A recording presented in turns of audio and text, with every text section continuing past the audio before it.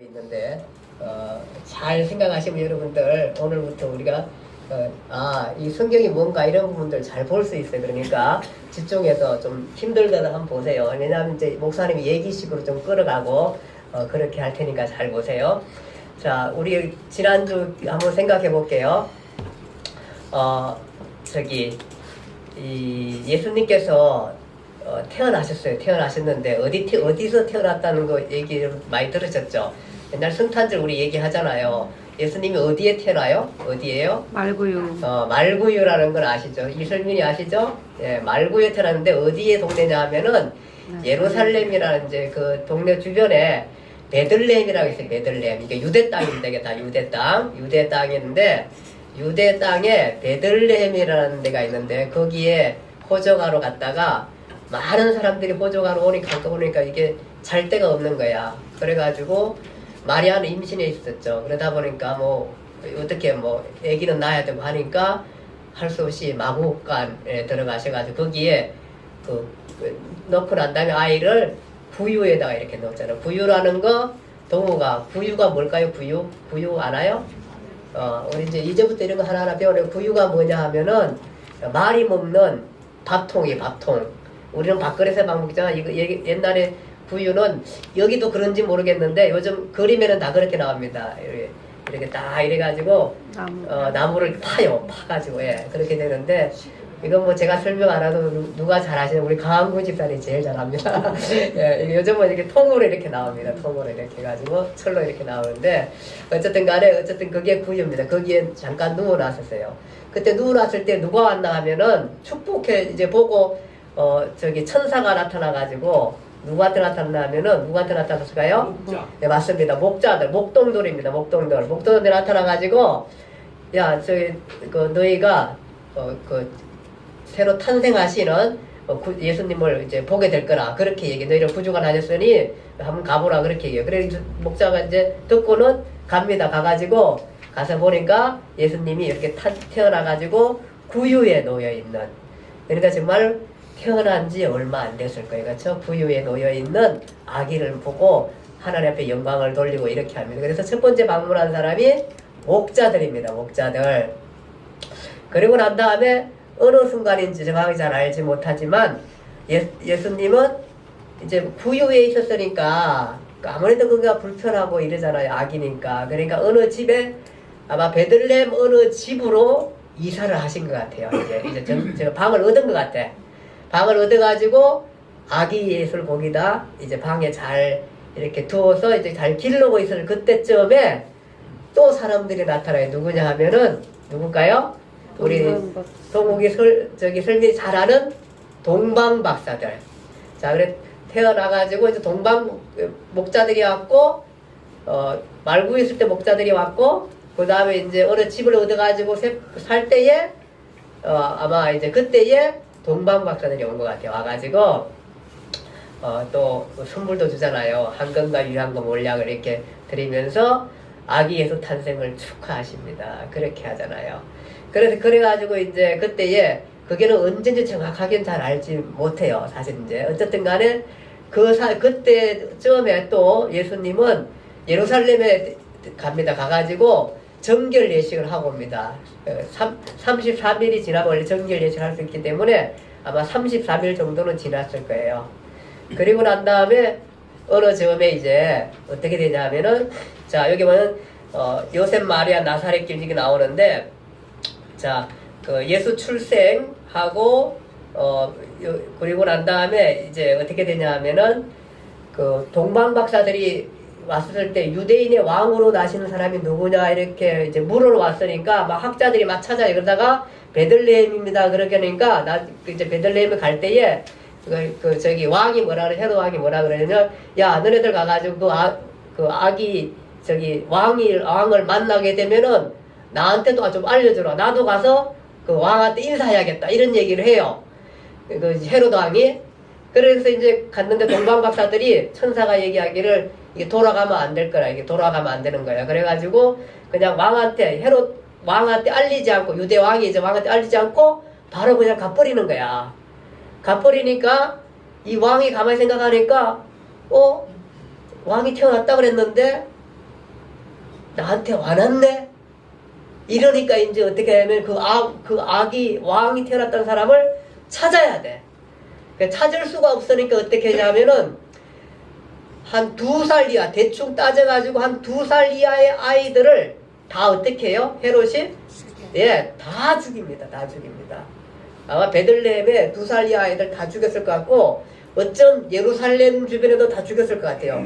어쨌든 많은 아이들이 다 죽깁니다. 근데 그 죽이기 전에 천사가 나타나가지고 왕이 아기 예수를 죽이려고 하니까 이제 마리아 요셉한테 아기를 데리고 피신을 해라. 이렇게 피신을. 그래 피신해서 간 게 어디냐 하면은 이집트 땅이에요. 이집트. 여기 볼게요. 이쪽으로 갔어요. 이쪽으로. 이집트 땅으로 갔어요. 자, 이렇게 해서 피신해서 이집트 땅으로 간 거예요. 왜냐하면은 이제 죽이려고 하니까. 또, 그리고 가고 난 다음에 여기 유대 땅 이쪽 지역에는 2살 이하의 아이들이 다 살해됩니다. 다 죽입니다. 누구 때문에 죽여요? 예수님 때문에. 예수님 왜 죽여요? 헤롯 왕이? 왕이라고 했으니까. 근데 왜 자기는 이 왕 자리가 불안한 거예요? 왜냐면 자기는 유대의 왕이 될 자격이 없는 사람이에요. 돈을 많이 주가지고 권력을 사서 왕으로 들어왔으니 늘 불안한 거예요. 조금만 문제가 생기면은, 자기 왕권에 문제가 생기면은 염려가 많은 사람이에요. 그래가지고 이렇게 해서 이제 이집트로 갔어요. 그러고 난 다음에 이 헤롯 왕이 여기 있던 이제 그 사람이 헤롯 대왕입니다. 헤롯 대왕이 죽어요. 어느 순간에. 그러니까 얼마 없다가 죽어요. 죽고 난 다음에 이제 다시 이제 돌아가게 되죠. 천사한테 돌아가라 그래요. 돌아가라 그러니까 가가지고 가려고 하니까 조금 걱정이 됐어요. 뭐가 걱정이 됐냐 하면은 유대 땅에는 아켈라오라는 아주 악한 헤롯 왕보다 어쩜 더 악한 왕이 자리를 또 떡하니 자리 잡고 있네. 예, 걱정이 되니까 어디로 가냐 하면은 이쪽에 여기 나사렛이라는 동네로 가게 됩니다. 나사렛 동네. 예. 여기까지가 이제 예수 탄생에 대한 얘기입니다. 자, 한번 해볼게요. 첫 번째, 어디서 태어나요? 베들레헴. 맞습니다. 베들레헴 태어나고요. 그 다음에 누가 옵니까? 첫 번째? 목자들. 예, 목자들이 옵니다. 그 다음에 또 누가 옵니까? 잠깐 고전에 그 목자들이 왔을 때 이사를 했습니다. 이제 구유에서 이사하고 누가 옵니까? 동방박사들이 옵니다. 동방박사들이. 그 다음에 동방박사들이 가고 난 다음에 언젠가 어느 때 이게 아마 그 2년 안입니다. 어쨌든 간에 2살 아이를 죽였으니까 2년 안인데 2년 안에 이집트로 피신을 하게 되고 피신 갔다가 다시 이제 누가 죽냐면 헤롯 왕이 죽어서 다시 돌아오게 됩니다. 이것이 예수님의 그 사생애에, 그러니까 예수님은 사생애 어렵죠? 개인 생활입니다. 개인 생활.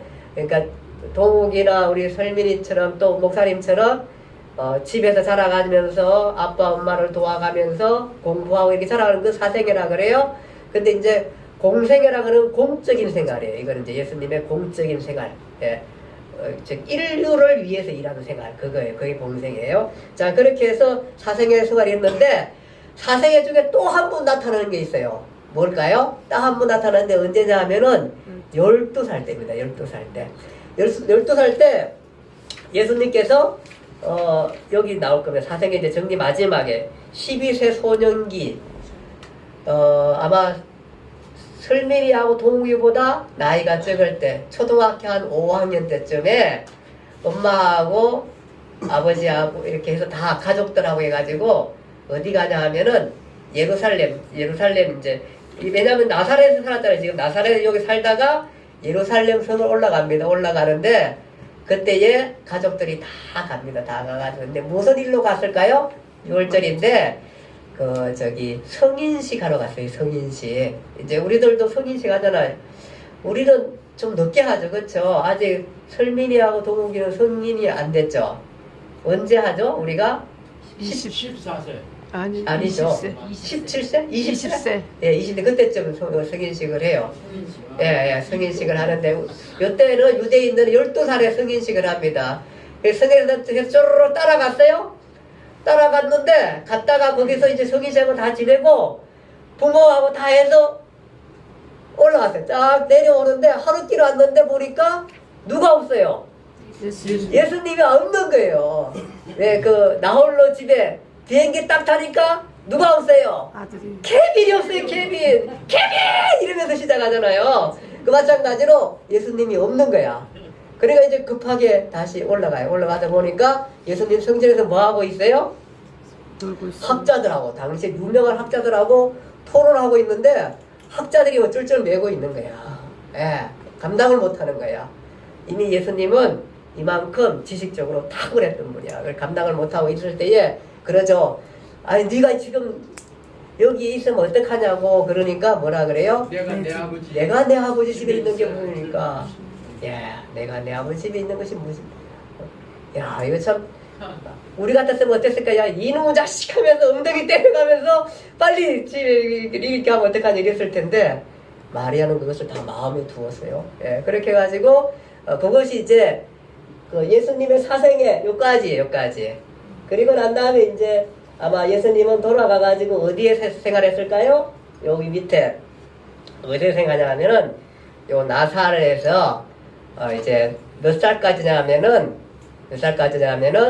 예, 29살까지, 예, 30살쯤까지 나사렛 여기서 부모님들과 생활하고 또 아버지가 이제 목수니까 목수일을 돌면서 이렇게 생활하며 살았었어요. 예수님께 30세.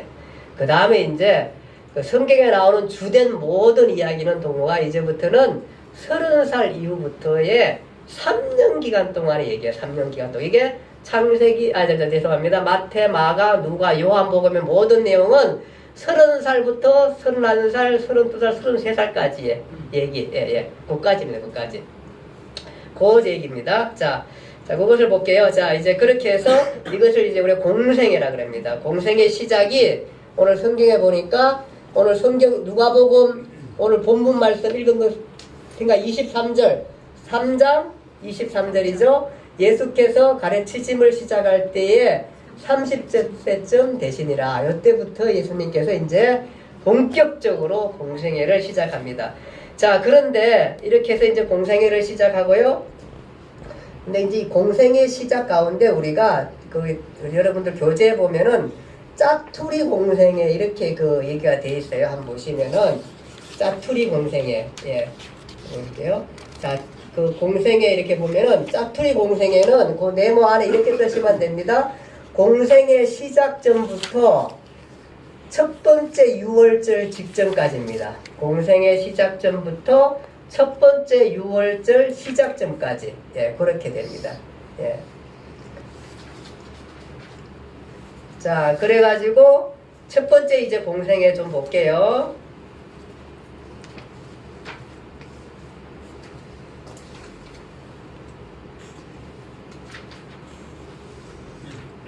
예. 첫 번째 공생애 예수님의 시작이 어디서 시작이냐 하면은 어디서 시작일까요? 갈릴리요? 공생의 시작이요? 공생의 시작이요?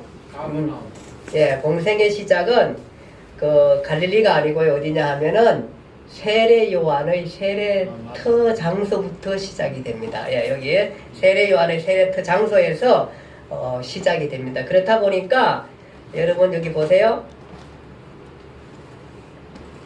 자, 좌표를 이동해야 됩니다. Y좌표 이동. 좌표 지난번에 얘기했죠? 다시 한번 해볼게요. X좌표는 뭐예요? X좌표. X좌표가 무슨 개념이라 그랬어요? 시간. 맞습니다. 시간 개념. 그 시간 개념 뭘로 따진다 그랬어요? 뭘 중심에 두고? 6월절. 6월절입니다. 6월절. 그래서 6월절 첫 번째 일, 6월절 두 번째, 6월절 세 번째 이렇게 6월절을 시간을 두고 합니다. 그래서 6월절 두어서 그렇게 하게 되고요. 그 다음에 이제 Y좌표는 뭐라 그랬어요? 공간 개념. 그건 뭐라 그랬어요? 그건 뭐라 그랬어요? 장소. 그쵸. 장소가 어디예요? 갈릴리. 갈릴리, 그 다음에 사마리아, 네. 유대 땅. 예, 그거 이동. 그래서 이동하는 거, 공간을 이동합니다. 그래서 우리가 여기 있다가 여기가 저기 의왕시 삼동인데 삼동 있다가 그 다음에 우리 저기 김경순 목사님 사시는데 군포로 이동하고 그 다음에 우리 강구 집사님 사시는데 용인으로 이동하고 뭐 이런 식으로 그 장소 개념입니다. 장소 개념. 그래서 지금 이제 공간을 이동합니다. 30세 때에 공간 이동입니다. 어디서 어디로 이동일까요? 어디에 계셨어요? 30세까지 어디에 계셨어요? 갈릴리 나사렛. 맞습니다. 갈릴리 나사렛에서 어디로 이동합니까? 요한 세례 요한의 세례 주는 장소 어디입니까? 요단강. 예. 유대 땅, 유대 주변 요단강 배단입니다. 배단이 성경은 배단이라 그렇게 나오고 있습니다. 배단이 땅으로 이동하게 되는 것입니다. 그래서 예수님께서는 이렇게 생각했어요. 이제 나사렛에서 여행 갈 때에 여행 가잖아요. 여행 갈 때에 30살 됐을 때 여행 가면서 어떻게 생각했을까요? 짐을 꾸립니다. 지금 동국이가 저기 일본 가면 어떻게 해요? 여기 저기 캐리어에다가 하나하나 짐을 집어넣어요. 그쵸? 거기다가 뭐 집어넣어요? 핸드폰 충전기. 그쵸? 또 뭐 집어넣을까요? 예, 갈아입을 옷들. 그 다음에 또 뭐 집어넣어요? 설민아, 라면. 그쵸? 일본 안 집어넣어도 되나? 일본 라면도 맛있어. 어쨌든 간에 그런 거 집어넣잖아요. 저는 예수님도 이제 짐을 꾸립니다. 얼마 정도 계셔야 되냐 하면은 예수님이 계산하는 거는 한 4, 50일 정도 계실 거라는 생각을 아마 하셨을 거예요. 오랜 기간이죠. 그쵸? 예, 4, 50일 정도 생각하셔가지고 이제 떠나가서 이제 해가지고 좌표 이동입니다. 갈릴리 나사렛에서 예수님의 세례 요한의 세례 장소 그쪽으로 가게 되는 것입니다. 자,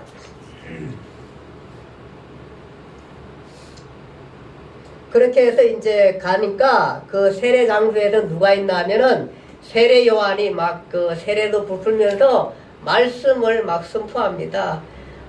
이 사람은 아주 약대 토론 막 이런 거 있고 야인입니다. 야인이면은 동가 우리는 요즘 좀 누가 떠오를까? 탤런트 중에 누가 야인 같은 사람이 좀 있나? 혹시? 윤택이. 예? 누가 있어요? 야인 같은 사람. 예. 야인입니다. 이게 뭐 머리 이렇게 해가지고 옷 입고 뭐 신발도 막 이런 신발 아니고 신고 막 하면서 어쨌든 간에 막 야생 식사하면서 막 이렇게 해서 하시는 그런 거 좀 떠올리면 될 것 같습니다. 어쨌든 간에 광야에서 막 외치면서 얼마나 심하게 했지만 이 독사의 자식들아 막 나오는 사람들이 지금 세례받으러 나오는데 막 독사의 자식들은 막 이러면서 막 외치는 거예요. 왜냐하면 알거든요. 이놈들이 얼마나 나쁜 놈들을 많은 걸 알거든요. 그러면서 와가지고 세례만 받고 또 그냥 가려고 하면 안 되잖아요. 그러니까 막 외칩니다. 막 그 외치는 열을 토하면서 외칩니다. 누가 너희들이 그냥 있다가 세례받지 말고 그냥 진노 받고 그냥 죽지 말이야. 왜 나와? 이러면서 막 외칩니다. 그냥 그대로 죽어라 그냥 막 이러면서 외치니까 사람들이 막 와가지고 회개하면서 세례받고 막 이러면서 하는 그 과정 가운데 이렇게 큰 소리 치면서 그러면서 또 요한이 나는 내가 이렇게 물로 세례지만 내 뒤에 오시는 분은 성령으로 세례를 준 나는 그 사람의 신발도 감당하지 신발 끈도 묶었다는 자격이 없는 사람이다. 이놈들아 이러면서 외치고 있을 막 한참 열내고 있을 때에 누가 오시냐 하면은 예수님께서 그 장소에 오십니다. 그것이 여기 세례터 여기 장소입니다. 여기 이쪽 장소에 오시게 되는 것입니다. 오시니까 딱 오시는 거 보고 세례 요한이 알아보면서 왜 세례를 저한테 받습니까? 나는 당신에게 세례를 줄 자격이 없습니다. 요한이 그래요. 요한이 사실은 당시에 막 외치고 나니까 유대 주민에서 굉장히 유명했거든. 수많은 사람이 분중에 따라다니고 막 엄청났어요. 요즘 누가 유명하지? 가수 저기 뭐지? 방탄소년단. 네, 맞아요. 그 방탄소년단처럼 막 엄청난 사람들이 여기 세례 요한에 몰려왔어요. 근데 이분이 얘기하기를 내 뒤에 오시는 분이 있는데 그분은 나는 그 사람 신도 끊을 자격이 없다. 그러고 내 뒤에 오는 사람이면 얼마나 위대한 사람일까. 지금 자기가 최고인데 그렇게 얘기합니다. 그렇게 하는 그 장소에 누가 왔어요 하면은 내 뒤에 오시는 분인 거예요. 그 사람이 왔을 때 세례 요한이 세례 줄 수 있을까요? 내가 어떻게 감히 세례를 줘? 세례를 내가 감당하지 못하겠다니까 이렇게 해야 네가 하나님의 선한 뜻을 이루는 거다. 이렇게 하니까 세례 요한이 정말 황송한 마음으로 우리 이렇게 예수님을 거기는 이제 우리는 이게 물로 이렇게 띄어서 이렇게 세례를 주지만 당신은 이제 침례로 하죠. 이렇게 요단강이니까 이렇게 줬다가 담겼다가 올리는 행위입니다. 그 얘기를 하게 됩니다. 그렇게 해서 세례를 받으시게 되는 것입니다. 세례를 받을 때에 성경에 보니까 하늘이 열리고 성령이 비둘같이 임하시고 말씀하시는 게 내 사랑하는 아들이요 내 기뻐하는 자라.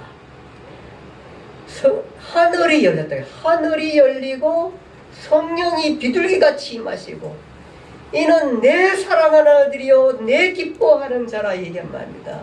그 얘기는 바로 뭐냐 하면은 이것은 이 땅 위에 우주의 왕으로서의 지금 뭘 하는 자냐면 구세주로서 왕으로서 만유의 주로서 우주의 왕으로서 뭐 하는 거냐면은 대관식 장면입니다.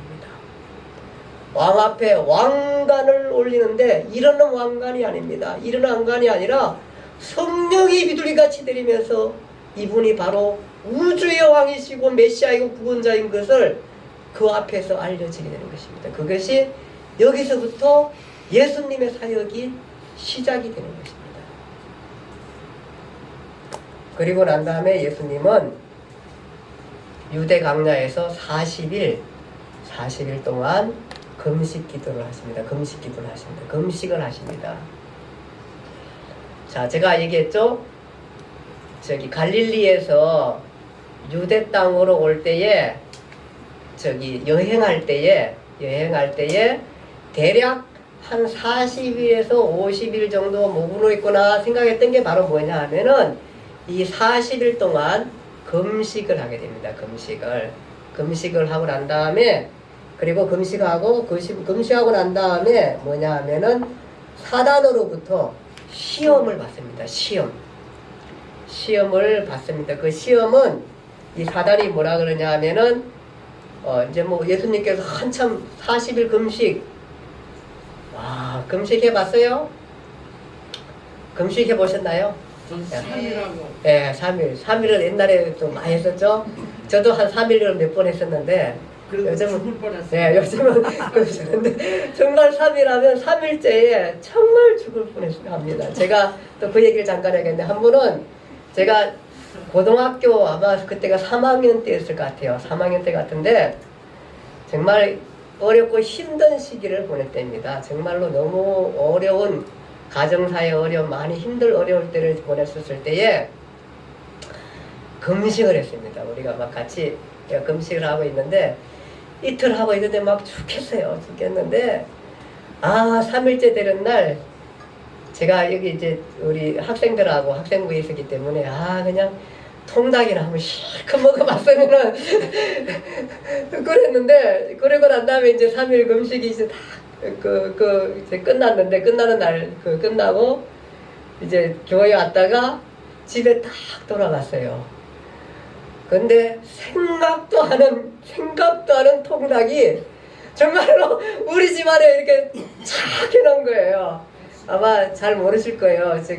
백승은 아니긴 하지만 그때에 우리 여기 한숙기 집사님 잘 몰라요. 제가 사는 데 와가지고 밥하고 이런 거를 해놓고 가셨어요. 근데 잘 이렇게 금식하는 거 전혀 모르시죠? 그냥 왔으니까 이제 우리 집이니까 그냥 들러가지고 그거를 이렇게 놔두신 거예요. 그래서 집에 가가지고 이렇게 보니까 그게 있는 거야. 응답받았어요. 제가 하나님 어떻게 이렇게까지 또 해줄 수 있는가. 그때 우리 한숙기 기자님이 집을 그렇게 자주 오시는 분이 아니었어요. 근데 오셔가지고 정말로 내 말대로 그대로 돼 있으면서 그거 보면서 이게 정말로 금식했다고 하나님께서 봐주시더라고요. 이렇게 봐주셔가지고 그렇게 했던 기억이 있습니다. 또 친구들하고 같이 금식하면서 한 번은 이제 이상구 박사가 했는 옛날에 채식주의 그 책을 한 권 다 읽으면서 그냥 금식했던 기억도 있습니다. 어쨌든 간에 예수님은 40일 이렇게 금식을 굶주렸을 때 사탄이 나타나가지고 유혹합니다. 뭐라 하면은 이 돌들로 떡덩이가 되게 하라 이렇게 말합니다. 무슨 얘기만까 네 와서 그러니까 예수님께서 뭐라고 말씀하시냐 하면은 사람이 떡으로만 살 것이 아니요 하나님의 입으로 나오는 모든 말씀으로 살 것이라 이 얘기하게 됩니다. 우리가 사실 참 약한 사람들입니다. 어쩌면 우리가 굉장히 그리스도인 같지만 우리 돈 앞에 다 무릎 꿇습니다. 어쩔 수 없습니다. 우리 삶이라는 것들이요. 대단한 것 같지요? 그렇게 신앙적이지 못합니다. 이 얼마나 어려울까요? 금식하고 난 다음에 예수님께서 돌로 떡떡이 못 만들까요? 무엇도 할 수 있습니다. 근데 이것은 바로 사탄의 유혹인데 물질 만능주의, 풍요, 다산의 삶 이런 삶을 살지 말라. 신명기 8장 3절 말씀 가지고 물리치게 됩니다. 두 번째는 성전 꼭대기에서 뛰어내리라. 하나님이 너를 위하여 사자를 준비하시리니 사뿐히 때리게 하리라. 천사도 사뿐히 내릴 수 있습니다. 이거 못할까요? 예수님이 사탄만 안 듣습니다. 무슨 얘기냐면은 신비주의에 쌓이지 않는다는 겁니다. 사탄의 거짓적인 신비주의에 쌓이지 않겠다는, 거기에 매이지 않겠다는 예수님의 각오가 있는 것입니다. 신명기 6장 16절 말씀을 그래서 뭐라 하는데 주 너희 하나님을 시험하지 말라 그렇게 말씀하고 있습니다.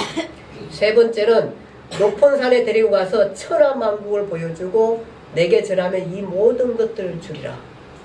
예, 높은 산에 들어가서 천하만국을 보여주고 내게 절하면 이 모든 것을 보여주리라 그렇게 말합니다. 우리가 저기 예수님께서 주 너희 하나님만 경배하고 다만 그를 섬기라. 신명기 6장 14절 말씀 가지고 사게 됩니다. 그러면서 물리치게 됩니다. 바로 명예욕입니다. 이거 불타면은 정말로 없습니다. 정말로 없습니다. 정말로 이거 다 사람들이 여기에 노예되가 살고 이것 때문에 싸움하고 이것 때문에 사람 수없이 죽입니다. 정치 권력들 이것 때문에 다 여기서 다 망가집니다. 안 놓습니다. 그 맛 보면요 정말로 못 놓습니다. 그거요. 그러면서 그 좋은 자리, 그 권력의 좋은 자리가 사실은 수백만, 수십만, 수천만들을 구원하고 살리고 할 수 있는 위대한 자리를 하나님께서 세워주셨는데 그걸로 아니라 자기 누림과 자기 친인척과 이런 것도 다 덮여 써가지고 많은 사람들을 망가뜨리고 죽이고 힘들게 하고 이런 자리로 만들어가는 겁니다. 그래서 권력이라는 거, 명예라는 거 너무너무 소중한데 사실 명예스럽다는 것은 권력이 아닙니다. 정말로 잘 섬기는 행위들입니다. 그렇게 되고 우리 사회가 그렇게 돼야 하는 겁니다. 그렇게 가야 하는 겁니다.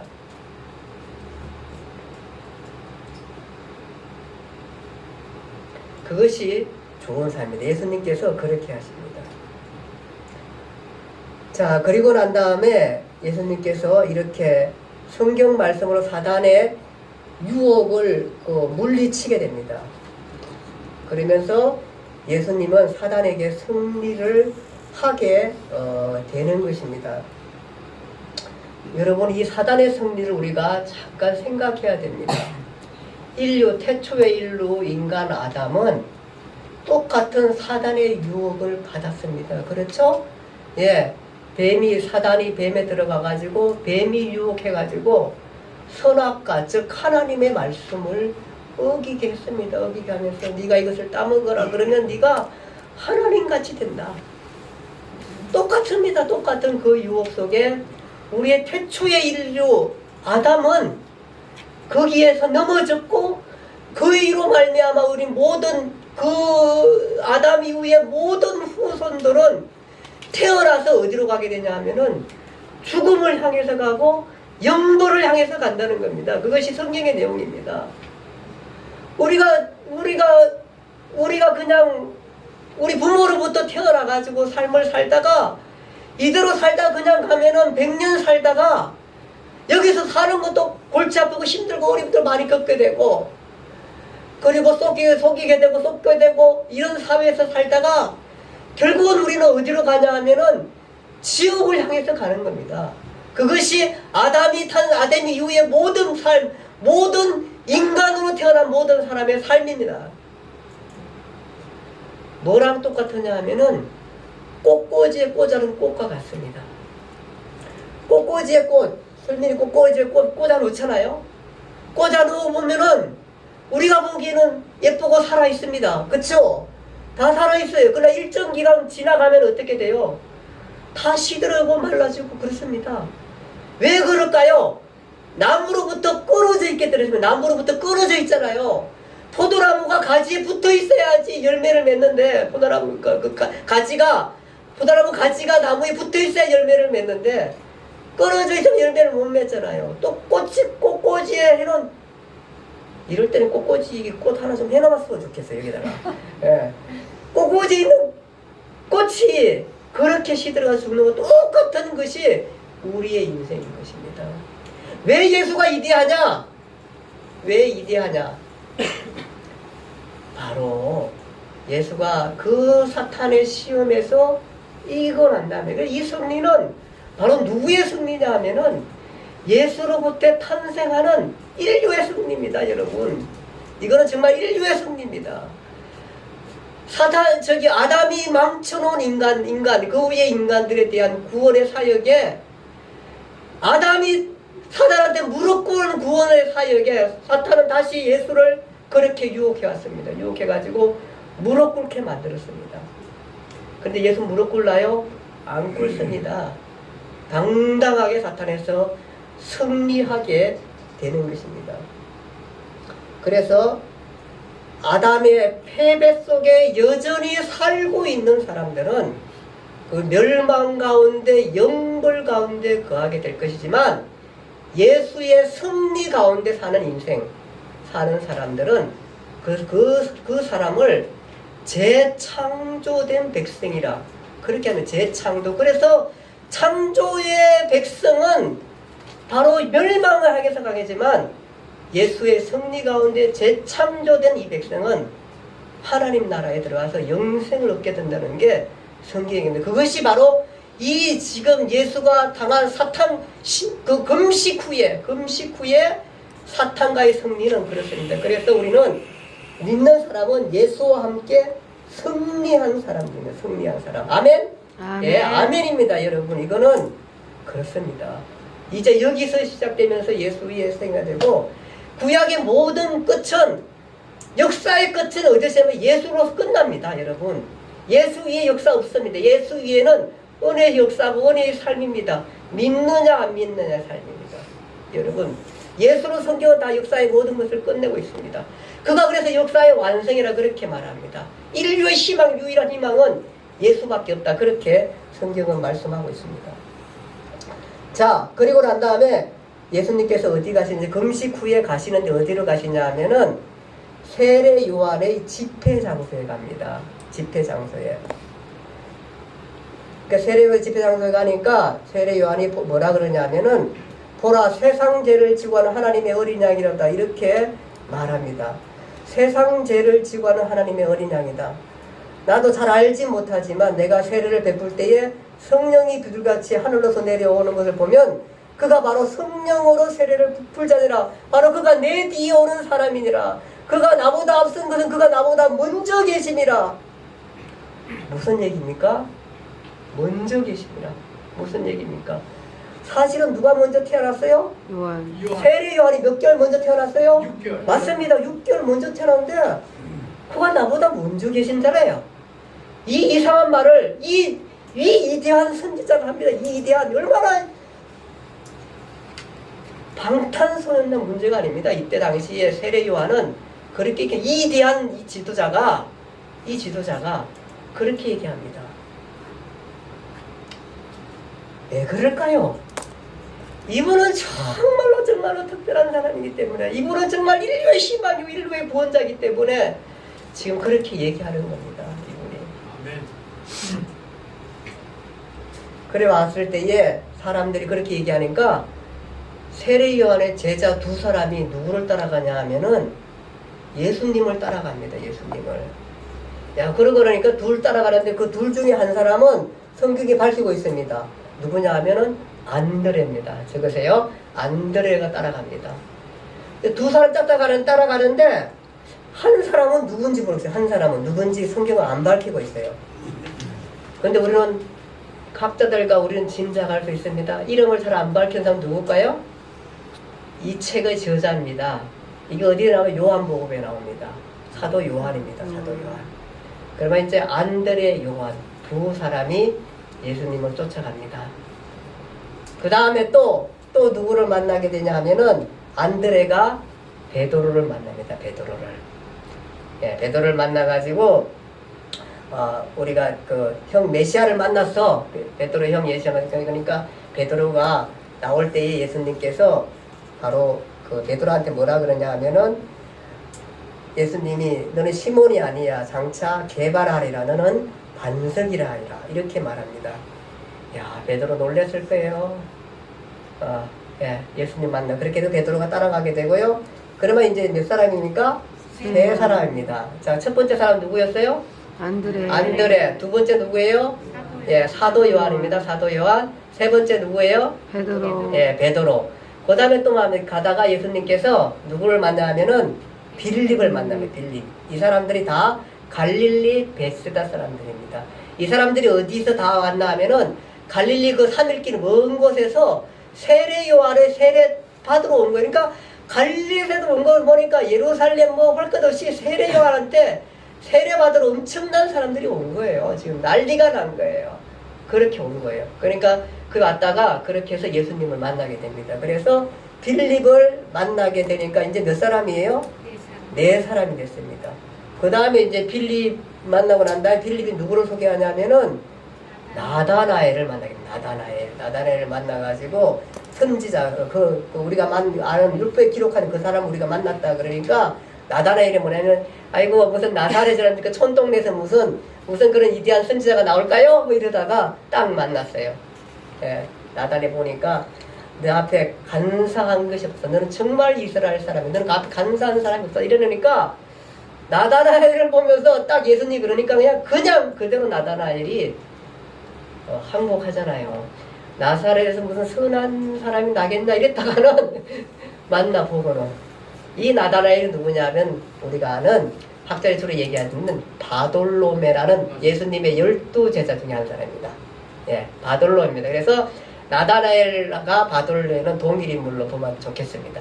그렇게 해서 5명의 제자를 만나게 되고요. 자, 이 5명의 제자들을 이제 만나고 난 다음에 그 제자들을 데리고 어디로 가냐 하면은 이제 이동합니다. 지금 어디에 와 있습니까? 우리가 어디에 와 있습니까? 어느 지역? 크게 어느 지역? 요단강. 예, 거기가 어디입니까? 크게 나눌 때 어디입니까? 저기 크게 나눌 때 베다니. 갈릴리. 예, 유대 땅입니다. 유대 땅에 있다가 지금 이제 어디로 가냐 하면은 이동입니다. 좌표 이동. 자, 볼게요. 예. 여기 왔다가 유대에서 다시 이제 좌표 이동입니다. 이쪽 좌표 여기입니다. 여기 이동해 갑니다. 가는데 어디로 가냐 하면은 5 제자 데리고 갑니다. 5 제자 데리고 쭉 이제 여기서 세례하고 시험 받고 5명의 제자를 만난 다음에 이동 데리고 5명 데리고 갑니다. 데리고 가는데 어디로 가냐 하면은 이제 나사렛이라는 동네로 갑니다. 다시 저기 갈릴리로 갑니다. 갈릴리로 가다가 어디 가냐 하면은 우리가 잘 아는 첫 번째 기적을 행한 곳 어디죠? 가나입니다. 가나의 혼인잔치에 갑니다. 아시죠? 혼인잔치? 혼인잔치에 가니까 거기에 가다가 아마 마리아와 가족들은 이 혼인잔치에서 만났는 거 아닌가 이런 생각 듭니다. 어쨌든 간에 제자들 데리고 가고요. 가나의 혼인잔치 가니까 마리아도 있고 마리아의 형제들도 있었습니다. 형제들도 있었고 그 다음에 예수님이 누구 데리고? 5명의 제자 데리고 이쪽으로 갑니다. 가가지고 혼인잔치에 가니까 막 혼인잔치가 아마 친척의 혼인잔치 같아요. 그러니까 친척의 혼인잔치 갔는데 혼인잔치 하다 보니까 뭐예요? 포도주가 떨어졌어요. 포도주가. 예, 기억나시죠? 설민이 기억나죠? 포도주가 떨어진 게 첫 번째 기적입니다. 포도가 떨어지니까 마리아 그러죠. 예수님한테 포도주가 떨어져 가지고 이 잔치에 큰 곤란이 있는데 이렇게 했어요. 있는데 이러니까 예수님께서 뭐라면요. 그것이 나와 무슨 상관이 있습니까?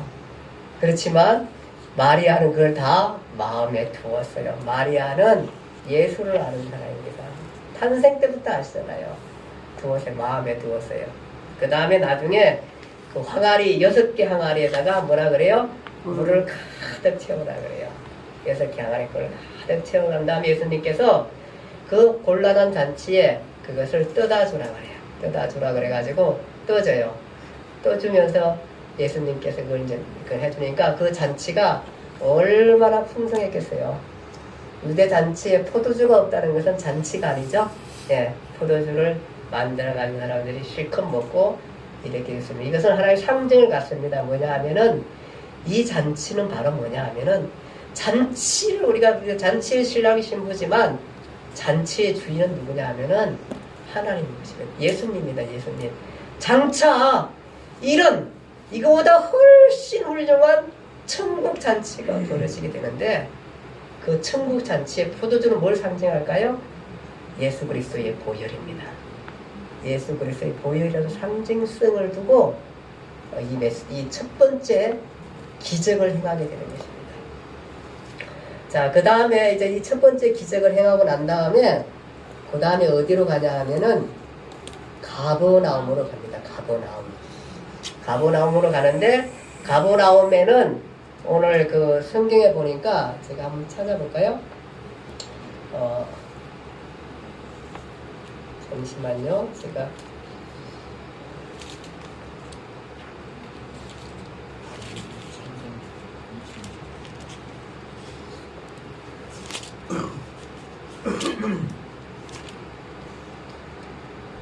요한복음 2장 요한복음 2장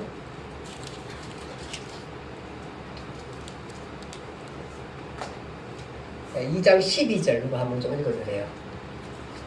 2장 12절. 그 후에 예수께서 그의 어머니와 형제들과 제자들과 함께 가버나움으로 내려가셨으나 거기에서 여러 날 계시지는 아니하시더라. 예, 거기에 여러 날 계시지는 아니하시니라. 거기에다가 줄을 좀 그어주세요. 왜 그러냐 하면은 가버나움에 여러 날 계시지 않으면서 왜 갔을까요? 성전. 왜 갔을까요? 그건 바로 뭐냐 하면은 많이 계시는 가버나움을 꼭 가야 할 일이 있었습니다. 예수님은 이때 가버나움에 간 사람들이 누구냐 하면은 예수님과 제자들과 가족. 마리아와 가족들입니다. 무슨 생각을 가셨나면 이미 예수님은 이 생각을 하셨습니다. 자기 공생애를 사시면서 이제 본격적으로 일해야 할 터전을 찾고 계셨는데 그것이 가버나움입니다. 가버나움은 갈릴리에서 가장 큰 도시입니다. 이 도시를 통해서 이제 예수님은 정말로 엄청난 사역을 할 준비를 하고 장소를 마련해 갔습니다. 장소를 대충 가서 봤을 겁니다. 보면서 그 장소를, 이 장소가 어디냐면은 바로 이것이 유대에서 다메섹으로 올라가는 길의 중심에 있는 장소고 갈릴리에서 아주 큰 도시고 이렇습니다. 이 도시에서 예수님은 이제 앞으로 본격적인 사역을 준비할 생각을 갖고 내가 여기에 교회 개척을 해야지 개척지를 지은 거기로 갖다 놓고 있습니다. 그러면서 본격적인 사역을 생각하고 있는 것입니다. 그렇게 해서 가버나움에 가셨습니다. 그런데 성경에 오래 머물지 않았다는 그 별로 쓸데없는 말 같은 말을 거기다 쓴 이유가 바로 잠시 들리지만 중요한 이유로 갔다는 겁니다. 거기 갔고 그 다음에 예수님은 어디로 가냐면은 다시 아마도 얘기는 없지만 나사렛으로 갔었을 거예요. 그리고 가고 난 다음에 나중에 이제 어디로 오면 다시 6월절에 갈릴리에서 어디로 가요? 예루살렘성. 6월절 이러면 어디로 가요? 예루살렘. 왜요? 성전에 6월절 지키려고 가는 겁니다. 그렇게 이동하기 지금 직전에 어디냐 하면은 가버나움 들렸다가 아마 성경에는 없지만 가버나움에서 바로 물론 유대 명절이 됐으면 갔을 텐데 아마 그러진 같지는 않고 갈릴리로 갔다가 거기 좀 계시다가 다시 이제 6월절로 가게 됩니다. 오늘은 여기까지만 하겠습니다. 너무 길면 우리 너무 힘드니까 아직 조금 천천히 가더라도 조금은 우리 친구들이 좀 덜 지루하지 않게끔 제가 만들어가면서 그렇게 갈 생각 여기까지 갑니다. 여러분 제가 그 며칠 전에 신문에 이런 기사가 났습니다. 뭐냐 하면은 이 미국 사람인데 그 인도양 섬의 토착 부족에게 갔다가 화살에 맞아가지고 목숨을 잃었습니다. 목숨을 잃었는데 이 사람이 이제 인도 벵갈만에 소재한 그 니코바로 제도에 있는 한 섬입니다. 섬 센티넬 섬이라는 데를 이제 간 거예요. 갔는데 첫 번째 갔다 못 들어 두 번째 이제 들어갔는데 어부들이 거기다 들어줬어요. 근데 거기 들어가는 것은 불법이에요. 불법. 완전히 그 병만이가 가는 그 있잖아요. 왜 그 정거래 거치 가는 동호가 이게 그런데 그거보다도 훨씬 더 그런 거는 택도 아니고 거기는 다 방송에 허락해서 받아가지만은 그런 곳이 아니에요. 여기는 사실은 못 들어가게 됐어요. 원주민이 대충 추측하기를 한 50명에서 150명 정도 살 거라 이렇게 얘기하는데 여기는 다 법으로 들어가면 안 되게끔 그렇게 됐는데 이 사람이 미국 사람인데 와가지고 거기를 들어갔어요. 들어갔는데 배를 태워달라고 그래가지고 거기 내려놨는데 내려놓자마자 아마 이 화살로 쏜 것 같아요. 원주민들 이 어부들이 얘기가 데리던 어부들이 얘기가 화살로 쏘가 죽은 것 같아요. 근데 이제 거기 들어가면 안 되는 이유가 뭐냐 하면은 이 사람들이 전염병을 방어할 항체가 하나도 형성이 안 됐기 때문에 만일에 우리 보통 사람이 들어가야 감기균이라도 올려놓으면 그 사람들은 방어할 능력이 하나도 우리 몸에 없다는 거예요. 그래 다 죽을 수 있기 때문에 그것을 못 들어가게 한 거예요. 근데 누가 들어갔냐면은 바로 미국에 있는 37살인가? 어쨌든 뭐 그 정도 되는 그 사람이 거기 들어갔어요. 왜 들어갔냐 하면은 거기에 아무도 못 들어가니까 내가 들어가야지 생각한 거예요. 왜 들어갔을까요? 복음 전하러. 말씀드렸듯이 인생은 이렇게 살다가 죽으면은 결국은 멸망과 심판과 영벌 속에 살기 때문에 이 사람들 육체 정도도 중요하지만 이 사람들 복음 안 들어가면 안 된다. 그래서 수없는 많은 선교사들이 이렇게 해서 가가지고 죽어요. 수없이 많이 죽어요. 제가 지난번에 얘기했죠. 저기 터키에 갔던 선교사들. 터키 가가지고 뭐냐면 하나님 말씀대로 성경 보러 가다가 이번에 그 다니엘 기도에 나왔어요. 그분 부인이 나와가지고 간증하잖아요. 막 너무 처참하게 막 몇십 군데를 찔러가지고 장기를 돌아내고 죽거든요.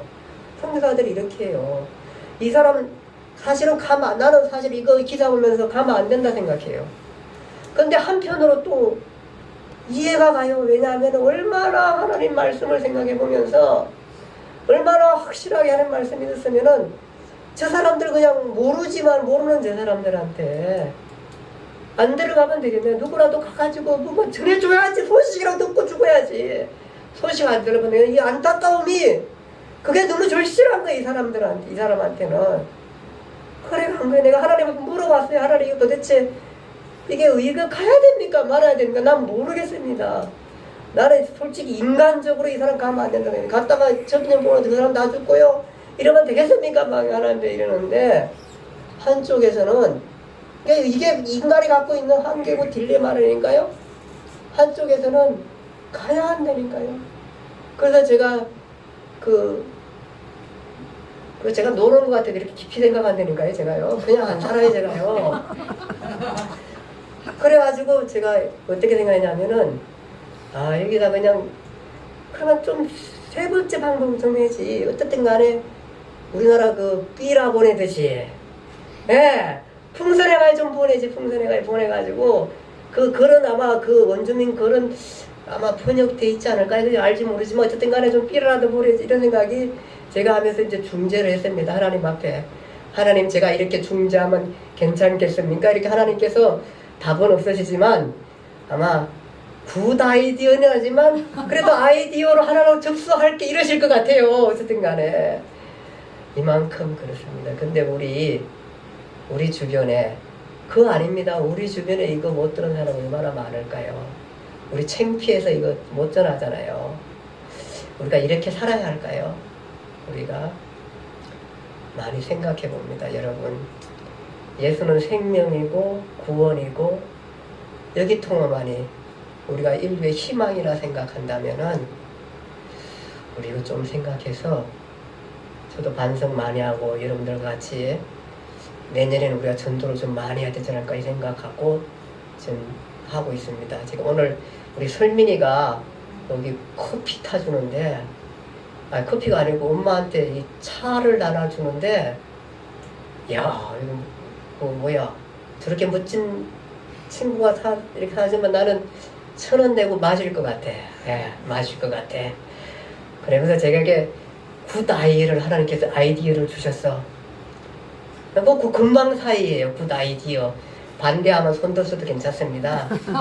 내년에 제가 어쨌든 중등부를 만든지 초등부를 만든지 주일학교를 만든지 제가 해가지고 제가 여러분들 찬양하는 시간에 아니면 어쨌든 간에 뭘 만들어서 얘들 모임을 만들 생각을 갖고 있습니다. 아멘. 근데 제가 굿 아이디어가 생각났습니다. 얘네들한테 커피를 팔게 하는 겁니다. 커피 기술을 가르쳐가지고 그래가지고 커피를 파는 게 아니라 커피로 봉사 서비스하게 하는 겁니다. 그 다음에 그 커피 값은 1,000원입니다. 1,000원. 사드실까요? 이영순 간사님 사드시죠. 그쵸? 안 사드시나? 예, 사드십니다. 제가 그거 모아가지고 또 교회에서 좀 후원하고 이런 거 가지고 제가 이 아이들과 뭔가 인생을 하나 만들어 가야 될 것 같아요. 내년에. 그래서 그 생각 아멘. 물론 한두 번 기도하고 한 건 아닌데 혼자 마음속에 늘 하나님 앞에 부족함을 느끼면서 생각 중에 있었는데 갑자기 하나님께서 요거는 굿 아이디어라고 하실 것 같아요. 요거는요. 예, 그러면 우리 멋진 총각들이 서비스 봉사하다 우리가 맨날 근데 사실은 돈 받으면 안 되긴 해요. 왜냐하면 우리 맨날 또 어르신들이 하는 밥을 또 드시잖아요.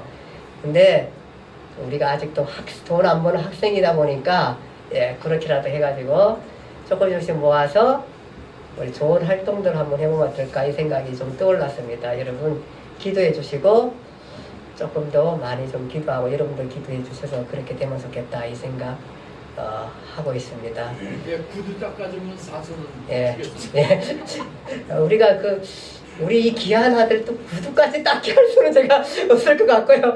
저보다도 훨씬 귀하고 이쁘고 아유. 사랑스럽고 필요하면 합니다. 우리는 언제든지 서비스합니다. 어쨌든 간에 그것은 이제 마음이 통할 때 합니다. 어쨌든 간에 우리가 얘들 왜냐하면은 또 이렇게 커피도 좀 타보고 이런 것도 또 이 아이들이 인생에 있어서 쓴맛을 좀 알아야 되거든요. 그래서 그렇게 하겠습니다. 하여튼 감사하고요. 여러분 어쨌든 우리가 그리스도가 생명이라는 사실을 아시고 우리가 갖고 있는 많은 둘레들 쌓여있는 것들 세상적 가지고 해석하지 마시고 주 안에서 해석해서 일생을 살아가서 그렇게 복될 수 있기를 간절히 바랍니다. 기도합니다. 아멘.